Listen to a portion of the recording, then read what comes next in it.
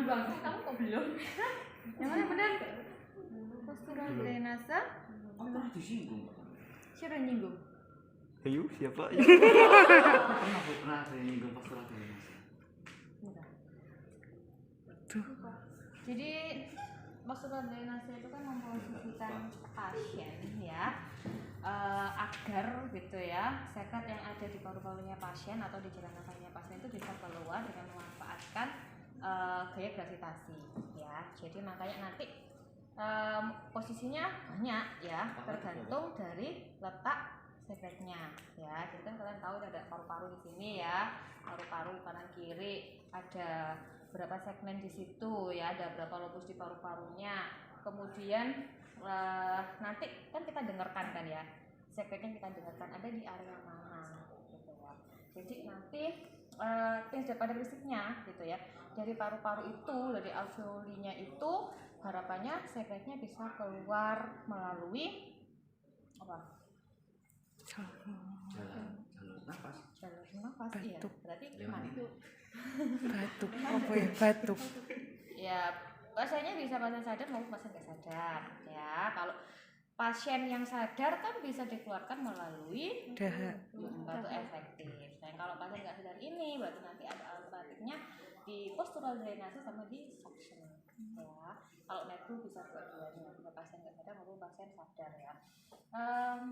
Apa tadi ya? Oke, kita ngomong jalan nafas dulu ya. Kalau kita mau nebul, mau suction, mau tracheostomy kan kita ngomong jalan nafas dulu ya. Masih ingat ya? Jalan nafas ya, sistem pernafasan kita itu dari mana sampai ke mana? Hidung. Alveolus. Kok langsung hidung? Alveolus. Sampai ke alveolus. Nah, iya, dari mana? Terus Faring laring trakea. paling kan ada banyak ya. Iya. Ada apa? Enggak apa lah. Terus Orofaring. nasto oro ya, naringo, nah itu cari tuh lewat itu ya. Baru nanti ke trakea kan ya. Bagus di situ. Kalau dia nelen berarti nutup ya yang ke bagian sampai kemudian trakea terus bercabang jadi kanan kiri sampai ya.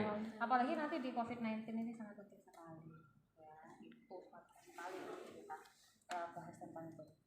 Oke, jadi kita ngomong tentang sedikit tentang postural drainase aja ya, postural drainase sedikit. Jadi nanti posisi paru itu posisi sekret ya. Kalau kita ngomong postural drainase, kan ini kan rangkaian ya sebenarnya ya, untuk bisa jalan nafas itu rangkaian pada sekret. Tergantung letaknya. Nanti ada di segmen atas, segmen bawah, ya depan, paru depan atau paru belakang. Nanti akan menentukan posisi pasiennya.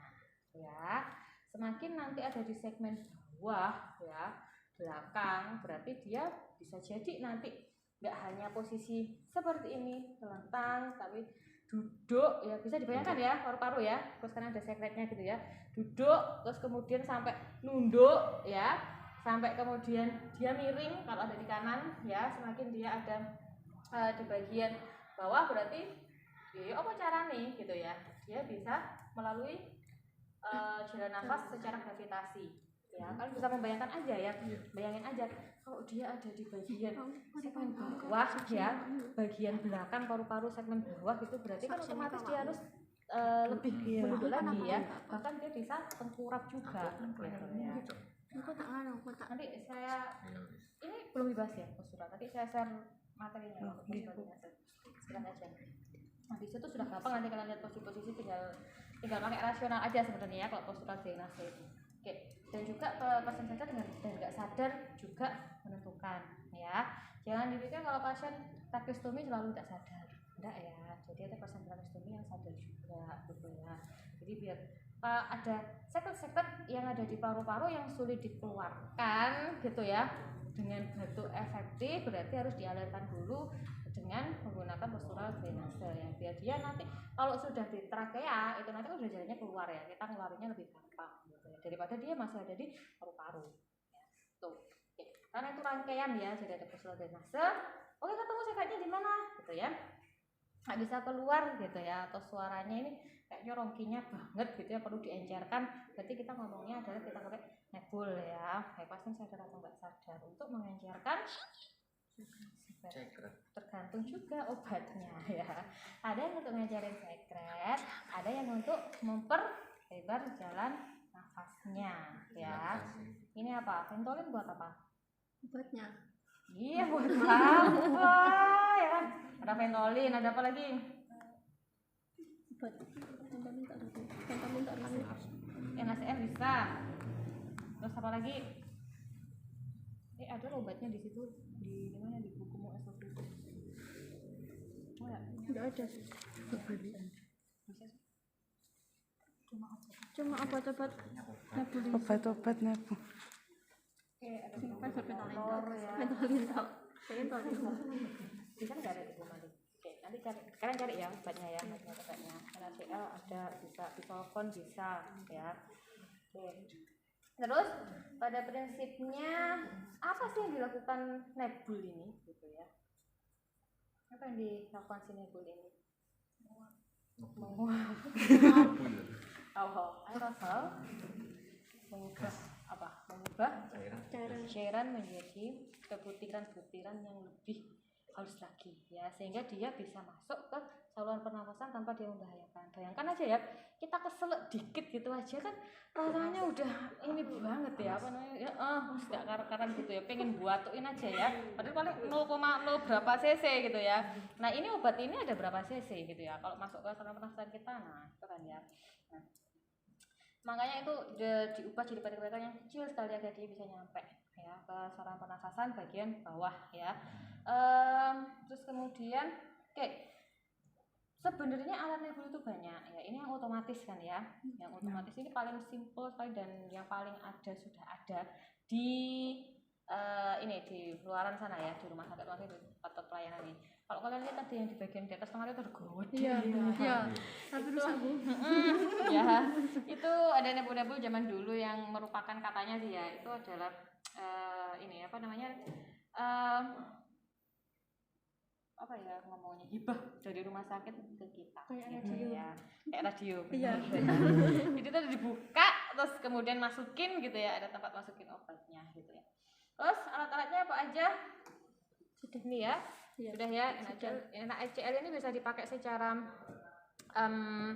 apa namanya, mandiri. Jadi nanti sifatnya seperti kayak kalau cara tradisional itu nguap air anget gitu kalau kita pas batuk kayak gitu ya. Jadi sifatnya kan cairan isotonis gitu ya. Dia juga bisa ditambahkan untuk mengencerkan obat-obatan yang lainnya ya, biasanya NaCl ditambah bisolvon, NaCl ditambah ventolin, nah kayak gitu. Terus itu alatnya apa saja, sebutin. Itu ada bagian-bagiannya loh ya. Iya. Apa aja tuh? Sungkup. Sungkup lebar. Terus selang pengisi. Ada yang pakai mutis. Yang lain pakai Iya. Ada yang pakai disedot. Jadi dia disedot. kalau pasiennya bisa nyedot, biar bisa masuk ke saluran pernafasan bagian bawah itu pakai disedot ya. Kalau misalnya pasiennya nggak bisa nyedot, maksudnya seseknya sangat, pakai ini bisa. Ada mutisnya? Ada. Anaknya. Tapi gak juga ya mbak. Kalau jemputnya masker itu.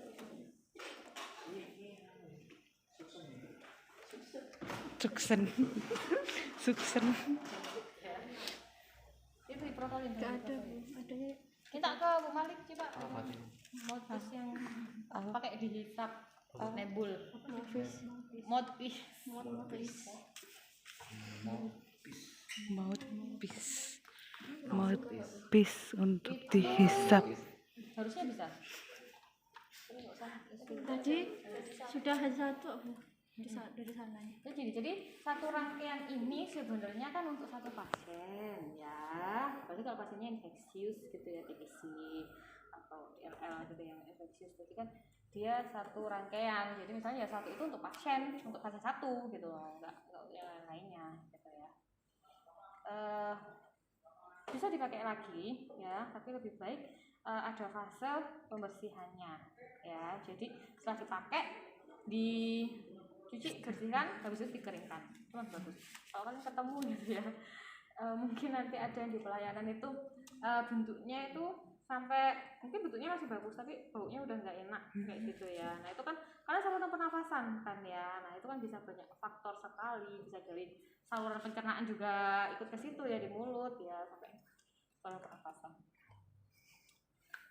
Yuk, namanya bukan itu loh, alatnya masih alat ini. Ayo cari di Google saja bagiannya. Nah guys, HP-mu tak pakai. obat. Itu bisa diprotolin, itu kan harus dicuci ya nanti ya. Nah kayak gitu ya. Jadi satu boleh bisa Masa sih? Yang ini yang dilepas itu dilepas. Nah ini sorry itu nggak bisa ya. Yang itu yang ini permanen.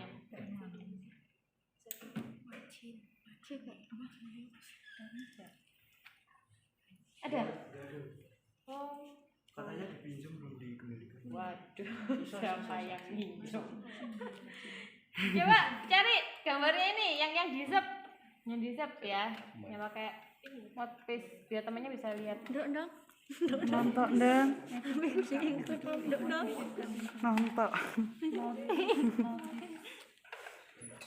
Ada ketemu? Ayo coba.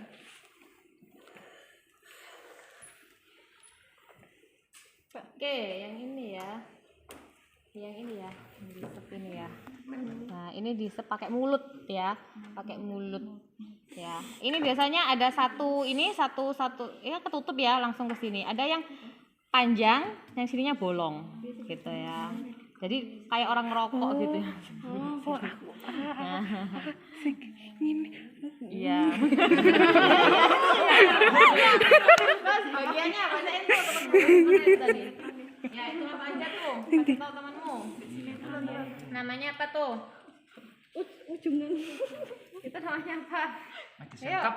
ini apa? Medicine cup. Oke, buat obatnya ya, kap obat ya. Terus sama selangnya ya. Terus kemudian biasanya bisa, ya bisa. Tapi bisa. Aku cek bunga. Tapi abot. Nah, terus habis itu mana oksigen? Ada bawa oksigen nggak? Enggak. Oksigen? Pojokan sana. Kok gede? Yang kecil? Sing kecil enggak enak tapan. Itu penting bisa. Dicoba dulu ada nyala nggak? Pernah dipakai nggak ya? Oh pernah. Pernah. Mana nih Pak? Jadi ini kan karakteristik Pak Aris kata. Pak Aris. mengubah cairan menjadi partikel lebih kecil ya. Mengubah cairan menjadi partikel lebih kecil. Oksigen juga. Kita dapat menggunakan kekuatan oksigen untuk melakukan Jadi dia dipakai juga apa namanya merubah ya tekanan oksigennya itu dipakai untuk merubah apa namanya tekanan oksigen tadi juga jadi menjadi cairan menjadi partikel-partikel. Aku malah mengulang Tahu.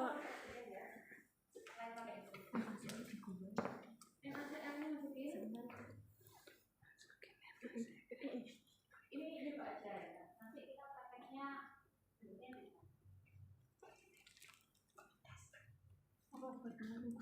Apa tak?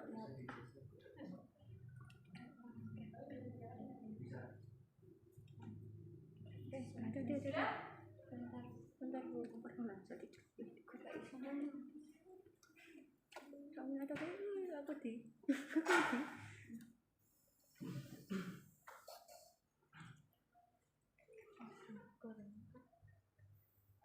kalau pakai tenolin ya yang obat-obatnya sudah terkapitulasi khusus itu tinggal buka aja masukin ke tempat ya, tinggal buka aja langsung masukin ke situ. Kecuali kalau dokternya minta mau kasih ditutup nih say, pakai selangnya juga. Selangnya itu cabut aja. Iso. Oh. Enggak kuat pan. Teman-teman sudah balik ke Palembang. Kurang tahu.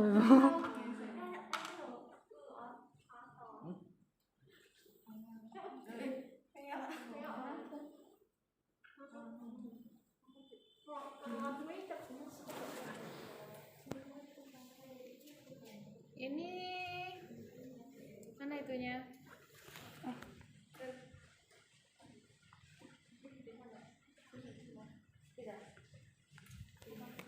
Bentar Bu.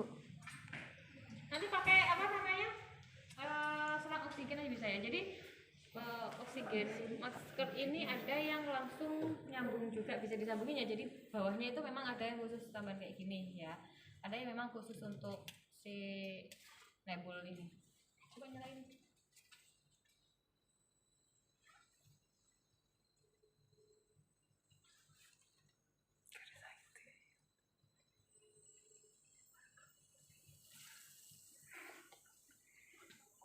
Kayaknya salonnya deh ini. Ingin aku.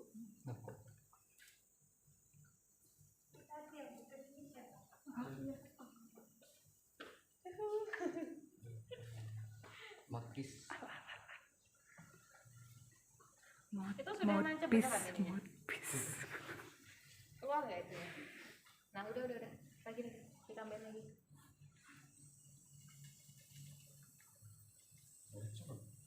Kebanyakan itu. Jadi dikurangin itunya. Airnya dikurangin. Dimatiin dulu ya. Airnya dikurangin aja.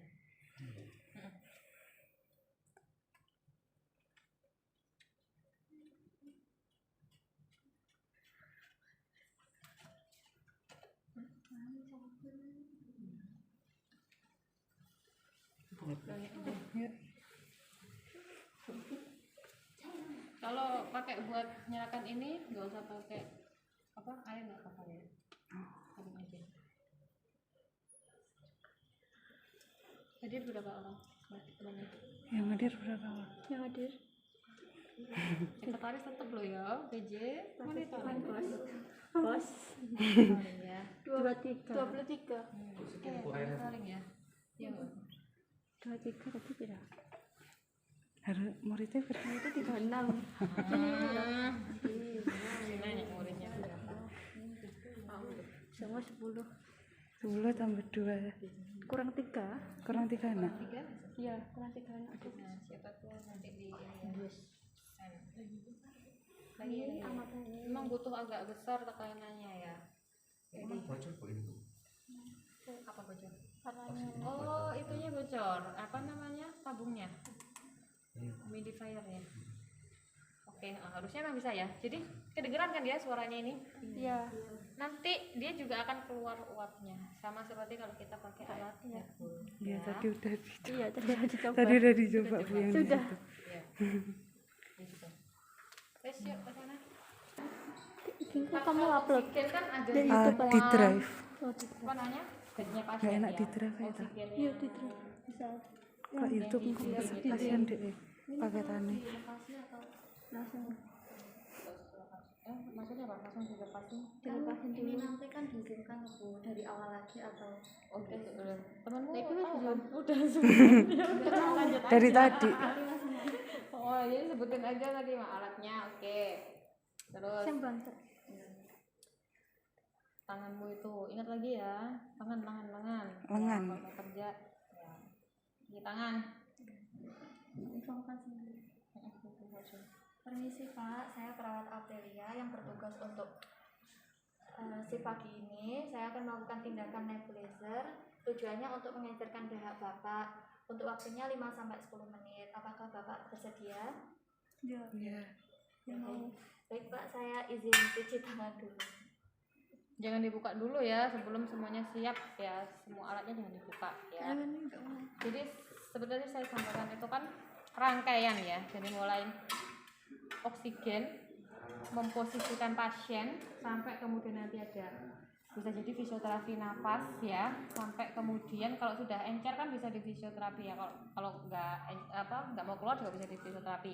Sampai kemudian dikeluarkan pakai batuk efektif ya. Silakan cuci tangan di sini aja, cuci tangannya. Cuci tangan di sini aja. Di tangan 6 langkah.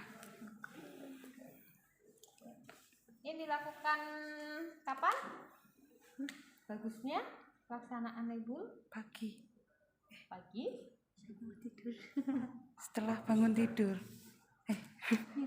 Kalau pasiennya sudah makan, baru saja makan, Ditunggu.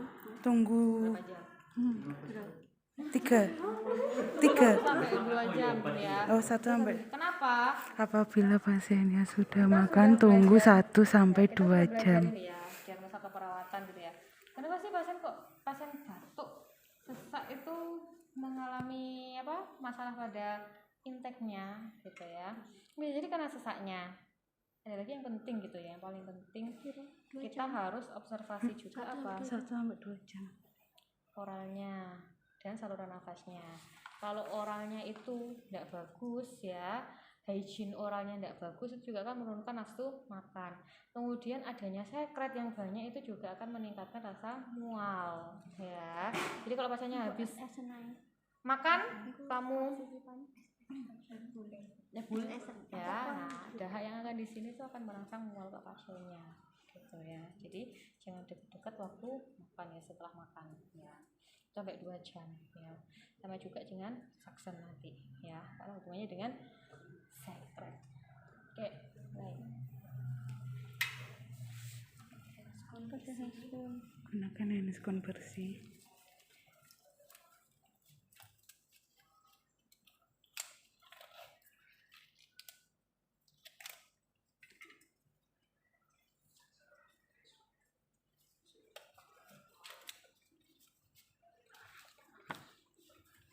Posisikan pasiennya ya, sesuai dengan apa kondisinya ya. Kalau kita nebul ya berarti posisi yang paling bagus adalah oke ya. Kalau pasiennya bisa duduk ya, semi atau collar ya, semi atau collar dua-duanya ya.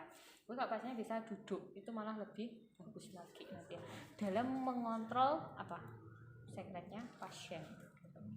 Oke, sudah pasienmu posisikan sebelumnya pasiennya Enggak usah dikenal. kepalanya lepas.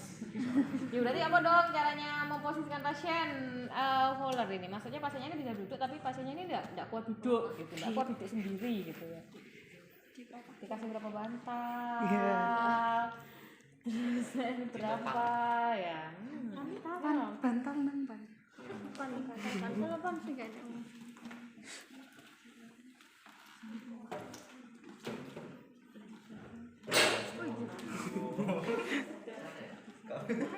Tiga terlalu gitu. Asal pinter ya. Gak kebanyakan teman. Oh, enggak lah. Udah, agak naikin. Gimana naikin pasien? Ininya dulu ditekuk ya. Terus kasih hitungan pasiennya, dibantu ya. Hati-hati ya kalau memposisikan pasien. Kalau enggak nanti tulang belakang kita yang berbahaya ya. Aku gak kuat nih. Nah, iya kan pasien ini kan harus nyewangingan. Dekatkan bengkok atau sekutu pot di dekat atau pada pangkuan kalian. Ini nggak bawa apa namanya handuk alas telak. Oh iya mang. Ini nggak mau ngomong yang banter kayak ini aja mak. Ya. Jadi semua prosedur yang menyebabkan sekret itu nanti bisa keluar kita harus siapkan ya, minimal telak atau handuk ya. Kalau telak letaknya di belakang, kalau depan handuk ya. Perlak belakang, handuk depan. Ya. Tahu di belakangnya. Apalagi kalau nanti kita tracheostomy ya, wah itu bisa kemana-mana itu efeknya.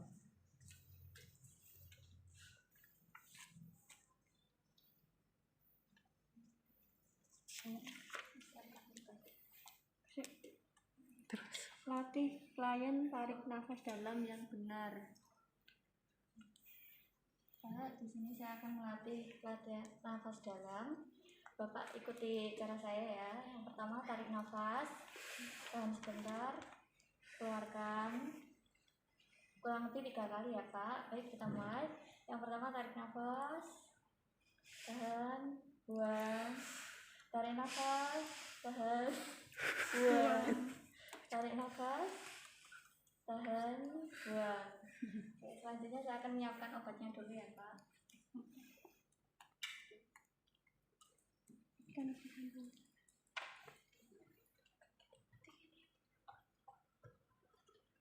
Itu sudah ada itunya. Jangan lupa kalau ada seperti ini kan sudah ada ininya ya, apa namanya, sudah ada pembukanya ya. Nah, tinggal gitu. Jadi jangan membuat lubang lagi yang lainnya ya. Kalau kalian butuh berapa cc, masukkan jarummu ke situ, ke apa namanya, yang terbuka itu. Masukkan jarum terbuka itu. Dimasukkan ke yang ke situ, Mbak. Yang lubang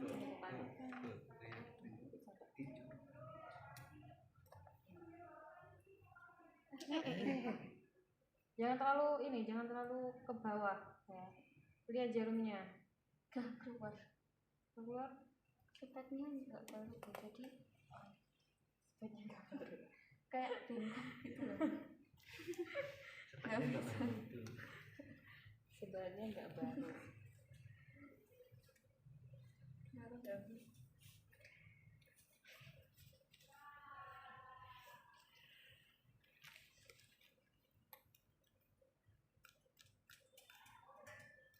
Saya nggak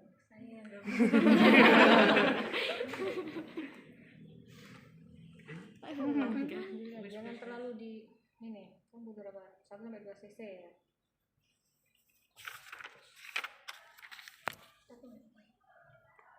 Kamu bilang jarumnya kok horor gitu ya. Hati-hati ya di lapangan ya, pegang jarumnya. Jangan digagal sama pasien juga ya. Terus pakai saja. Terus pakai situ. Tutup dulu. Nutupnya gimana kamu? Kok bahaya gitu? Nutupnya no. Iya. bisa.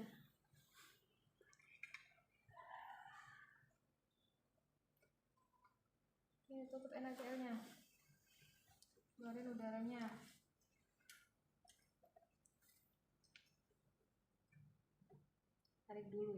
Tarik dulu jadi dia masuk semua, baru keluarin. Kalau kamu keluarin semua nanti pasti puasa berlebar kemana ya, karena di jarum itu kan juga ada cairannya.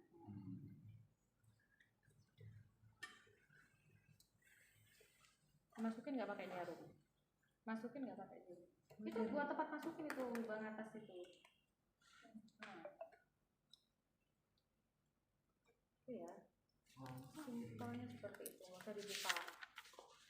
Kecuali kalau kamu memang butuh masukin, ya memang harus buka itu gitu ya.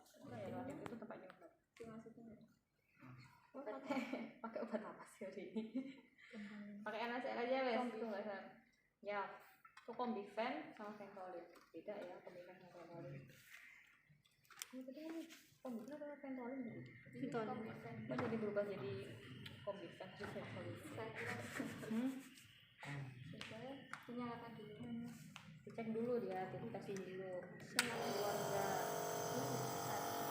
Terus permisi ya Pak, saya pasang.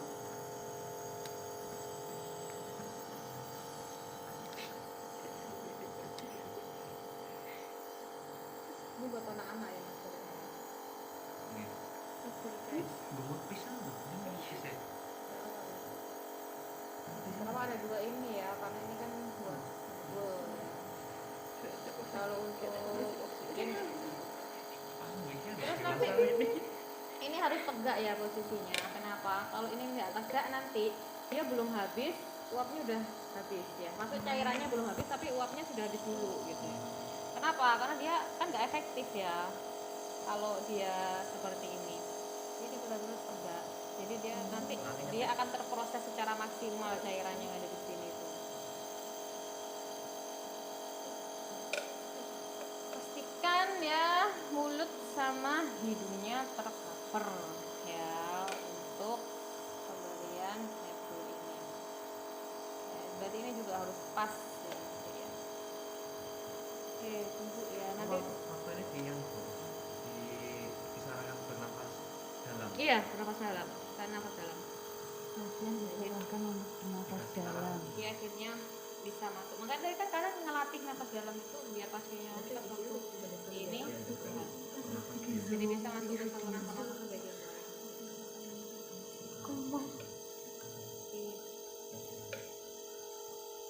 Tunggu sampai obatnya habis ya. Jadi nanti bisa ditunggu sama perawatnya, bisa juga nanti dipesankan ke keluarga pasiennya ya. Jadi ini kalau udah habis nanti bisa ngebel kita ya. Dan terutama karena ini obat-obatan berarti harus ada apa? Observasi sama evaluasi setelah pemberian. Jadi jangan langsung ditinggal ya. Perhatikan responnya pasiennya.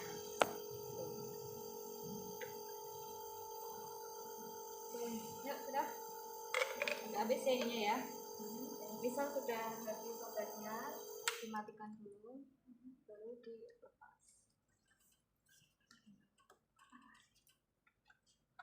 Selanjutnya latih pasien untuk batuk efektif.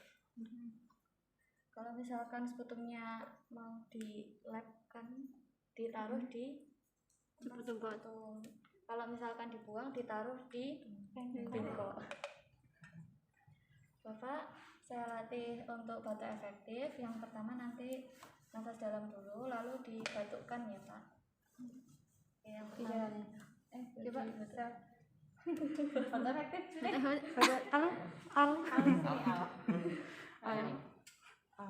Posisinya udah nyaman dulu ya. Tidak bisa dia berdiri, dia harus duduk.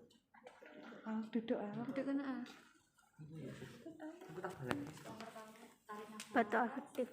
Tahan, buang, tarik nafas, tahan, buang, tarik nafas, tahan, buang. Bapak ini nanti batuknya, dahaknya taruh sini ya Pak. Sekarang batuk.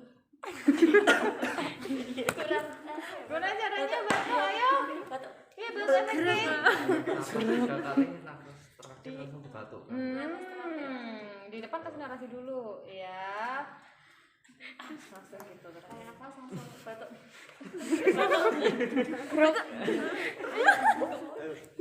Videomu Yandi.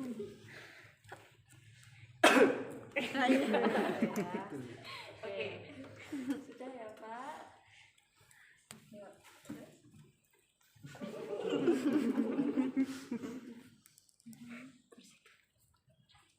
Baik Pak, tindakan hari ini sudah selesai. Bagaimana perasaan Bapak? Jangan lupa juga untuk prosedur yang pakai sekret, kalian harus menyiapkan apa?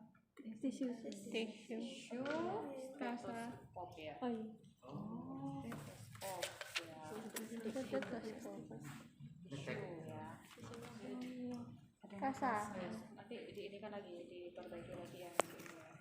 Jadi nanti alat-alat yang di situ ya, oke itu bisa jadi ya kayak alatnya di situ kita mengacu ke situ gitu ya, wajib ada gitu ya. Tapi kalau secara rasional nanti kita di lapangan kita lihat kondisi pasien itu kan untuk ini ya secara teori ya kan, tapi secara rasional nanti kita lihat kondisi pasien dibutuhkan alat-alat tadi ya kita harus siapkan dulu gitu ya. Jadi nanti kita nggak lari-lari, udah siap semua ternyata kita butuh ABCD tadi ya, siapkan dulu gitu. Yuk, terus Sudah selesai. Saya rapikan. Jangan lupa ini juga dibilas nanti ya sebelum dilepas dari situ. Yuk, sudah kita ke suction. Ambil stetoskopnya. Stetoskop pinjam. Ya kadang kalau